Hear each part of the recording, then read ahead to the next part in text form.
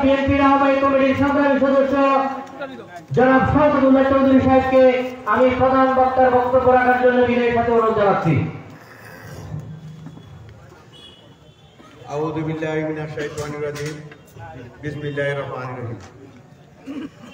2 নং দাঁতমারা union BNP কর্তৃক আয়োজিত আজকের এই প্রতিবাদ সভার সম্মানিত সভাপতি উপস্থিত, আজকের এই সভার প্রধান অতিথি সহ উপস্থিত নেতৃবৃন্দ এবং অত্র এলাকার মুরব্বী আমার ভাইয়েরা, বিএনপি নিবেদিত কর্মীরা, বিএনপির অঙ্গ সহযোগী সংগঠনের নেতৃবৃন্দ, সবাইকে আমার সালাম ও শুভেচ্ছা। আসসালামু আলাইকুম। কাউকে অ্যাড্রেস করছি না, সময় খুব কম, রাত অনেক হয়ে গেছে। আসলে আজকে এমন একটা দিনে এখানে দাঁড়িয়েছি, অত্যন্ত হৃদয় বিদার একটা ঘটনা নিয়ে এখানে দাঁড়াইলাম আমরা। আমাদের এই উপস্থিতি আজকে আমরা কোনো প্রতিবাদ করার কথা না, আজকে আমরা উৎসব করার কথা। আজকে আমরা দীর্ঘ 17 বছর এই ফ্যাসিস্ট সরকারের নির্যাতন নিপীড়নের মধ্য দিয়ে আমরা 5ই আগস্টের পরে একটা স্বাধীন দেশ পেয়েছি। এই দেশের মধ্যে আজকে আমরা উৎসব মুখর দিনে থাকার কথা, কিন্তু না, কিছু কুচক্রী মহল এই ফ্যাসিস্ট সরকারের দোষরের কারণে, চক্রান্তের কারণে আজ আমরা এখানে উৎসবের পরিবর্তে আজকে প্রতিবাদ সভায় মিলিত হয়েছি। আজকে একটা শিশুর মৃত্যুকে নিয়ে এই দাঁতমারায় যে অনাকাঙ্ক্ষিত ঘটনা, আমরা জাতীয়তাবাদী পরিবার, আমরাও চাই এই ছোট্ট শিশুর সুষ্ঠু এবং সঠিক একটা তদন্ত হোক। আসলে কে হত্যাকারী, এই নিষ্পাপ শিশুকে কে হত্যা করলো, এটা জানার অধিকার দাঁতমারাবাসী তথা ফটিকছড়িবাসী সবার জানার দরকার। কিন্তু আজকে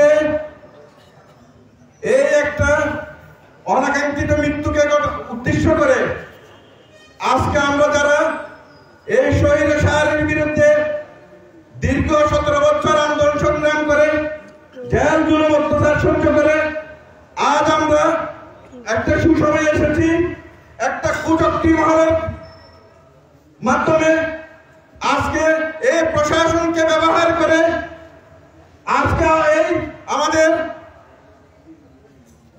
দাঁতমারা ইউনিয়ন বিএনপির সদস্য সচিব শফিউল আজম সহ আর আমার একটু মুরব্বী গোলাম মাওলা ভাই সহ যে 4 জনকে আসামি করা হয়েছে, আসলে কি তারা এই মামলার সাথে সম্পৃক্ত? তাইলে কেন কার ইঙ্গিতে এই মামলা করা হলো আমরা জানতে চাই। কে এর ভিতরে কলকাঠি নাড়লো? আজকে 17 দিন না 17 দিন একটা জিডি করা হয়েছিল এই মামলা করার জন্য, এই মামলার অপহরণের জিডি করা হয়েছিল। এই 16-17 দিন একটা সাংবাদিকদের সামনে বা এলাকাবাসীর সামনে, রাজনৈতিক ব্যক্তিত্বদের সামনে আজকে এই শিশুর মা এবং বাবা কোথায়? ওনারা কেন লুকিয়ে গেলেন? আজকে ওনারা লুকিয়ে কোথায় আছেন? ওনারা নিরপরাধ কিছু মানুষ, কিছু এলাকার গণ্যমান্য মানুষকে দিয়ে এই মামলা সাজিয়েছেন। আপনারা কি এইখানেও রাজনৈতিক স্বার্থসিদ্ধি হাসিল করার জন্য এই কাজটা করেছেন? আপনাদেরকে কে কলকাঠি নেড়েছে আমরা ভালো করে জানি। এই মামলায় আজকে আমি পুলিশ প্রশাসনকে জোর দাবি জানাচ্ছি, এই আমানুল্লাহ এবং তার স্ত্রীকে রিমান্ডে নিয়ে এই মামলার আসল রহস্য উদ্ঘাটন করার জন্য। কারণ এই মৃত্যুর পর থেকে এই আমানুল্লাহ নিখোঁজ, তার পরিবারের আজকে আমি দেখলাম একটা ছবিতে দেখলাম এই বাচ্চা যে বাথরুমে পাওয়া গেল, এই বাথরুমের মধ্যে একজোড়া স্যান্ডেল পাওয়া গেছে। তাইলে এই স্যান্ডেল গুলা কার? সবাই জানে, এলাকার সবাই জানে এই মামলার এই বাচ্চাকে কে খুন করেছে। পুরো এলাকার মানুষ জানে, প্রশাসন জানে, গোয়েন্দা সংস্থা জানে। জানার পরও প্রশাসন নীরব দর্শকের ভূমিকা পালন করতেছে। উনি ওসি সাহেব আপনাকে চেয়ার দিছে বসে থাকার জন্য না, আপনাকে এই চেয়ারটা দেওয়া হয়েছিল এই বুঝফুতানের সেবা করার জন্য। অনেক করেছেন, এই স্বৈরাচারী সরকারের দোষর ছিলেন, এখনো একই কায়দায় আপনি পথ চলছেন। আপনাকে হুঁশিয়ার করে দিচ্ছে বিষয় নিয়ে আপনি আমাদের 3টা জিডি, তিনটা অভিযোগ করা হয়েছে।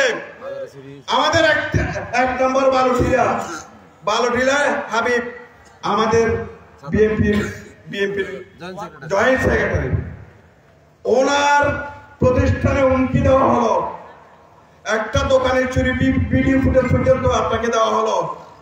আপনি আরো 2টা জিডি, ব্যাপারটা কি বুঝলাম না আপনার।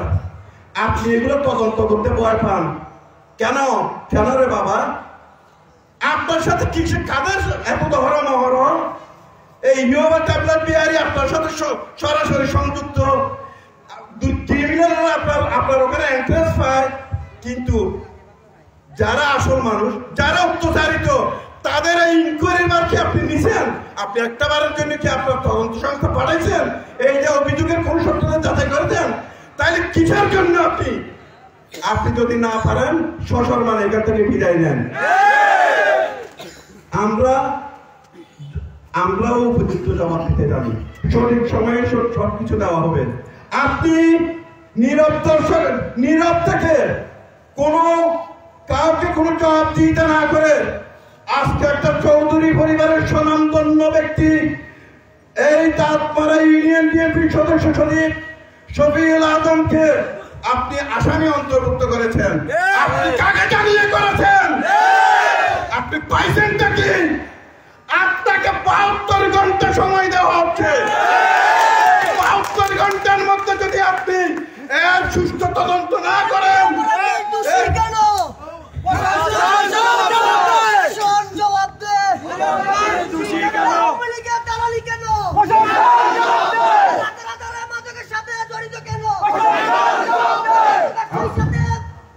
আপনাকে 72 ঘন্টা সময় দেওয়া হলো। বিএনপি আপনি যারা মনে করেন না, আপনি কথায় কথায় বলেন উপরের ফোন আসছে, উপরের ওই লোকটাকে উপরের কে আপনাকে ফোন করে? যে ফোন করে আপনি জনসম্মুখে সেটা প্রচার করতে হবে। আপনি 2 নাম্বারই করবেন, উপরের দোহাই দিবেন। কে উপরের দোহাই? সেই ইয়োবা গডফাদার, সন্ত্রাসীদের গডফাদার, ওই উপরের গডফাদার আমরা মানতে রাজি না। এবার দোহাই করা হবে। এই চাপমারাতে ইয়োবা ব্যবসায়ী, এই সন্ত্রাসী, এই গডফাদারদেরকে যারা আশ্রয় দিবে তাদেরকে শুদ্ধ দোহাই করা হবে। অনেক ছাড় দিয়েছি, আর 1 বিন্দু ছাড় দেওয়া হবে না, 1 বিন্দু ছাড় দেওয়া হবে না। আমরা এই আজকে রাত এত রাত পর্যন্ত এই বিএনপির নিবেদিত প্রাণরা এখানে বসে আছে। আমরা কোনো গান বাজনা দিয়ে এদেরকে এখানে বসাই রাখি নাই। এদেরকে এই দলের নিবেদিত প্রাণ, এই দলকে ভালোবাসে, এই দলের কথা শোনার জন্য, অত্যাচার নিপীড়নের প্রতিবাদ করার জন্য আজকে সবাই বসে আছে। দেখেন এখানে আর এই সমস্ত গান বাজনা দিয়ে, এই সমস্ত দুঃখবাদী করে রাজনীতি করবেন, এই প্রশ্রয় আর দেওয়া হবে না। আপনি কি খেলা পাইছেন? 5 লক্ষ টাকা, 5 কোটি টাকা খরচ করে আপনি নমিনেশন নিবেন, আপনি ওই সন্ত্রাসীদেরকে আপনি গডফাদার করবেন, গান দিয়ে মানুষ জমা করবেন।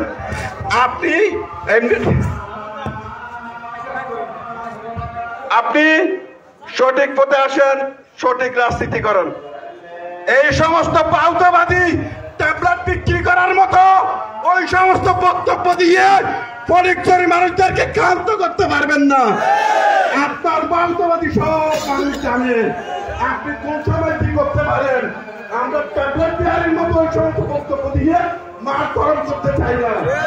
পরিশেষে বলবো, এই যে কিশোর গ্যাং আছে, এই যে ইয়োবা বিহারি আছে, এই যে সন্ত্রাসীদের গডফাদার আছে, কাউকে আর ছাড় দেওয়া হবে না। আমি ফটিকছড়ি থানাকে ভূতপুর থানার ওসি মহোদয়কে বিনীতভাবে অনুরোধ করব, আপনি 3 ঘন্টা আমাদের দলীয় পক্ষ থেকে আপনাকে সময় দেওয়া হলো, আলটিমেটাম দেওয়া হলো। এই 3 ঘন্টার মধ্যে যদি আমরা কোনো প্রতিকার না পাই, 72 ঘন্টা আপনাকে সময় দেওয়া হলো, 3 দিন। এই 3 দিনের মধ্যে যদি আপনি কোনো প্রতিকার করতে না পারেন, তাহলে আপনার রাস্তায় আপনি যাবেন।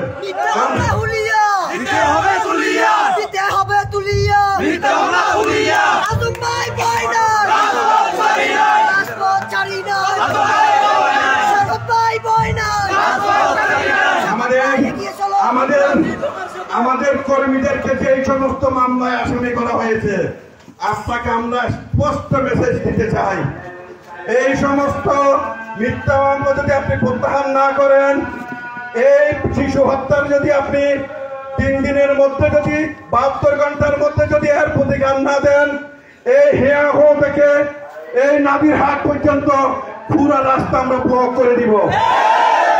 কোন রকম আর রেহাই দেওয়া হবে না। আমরা চাই এটা একটা সুষ্ঠু তদন্ত, যে পরিবার মামলা করেছে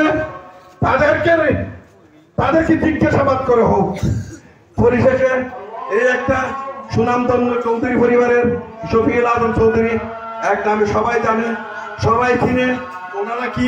ওনারা কি পরিবারের কি, এই এলাকার কি, এই এলাকার মধ্যে একটা জমিদার ফ্যামিলি বলা যায়, এক নামে সবাই চিনেন।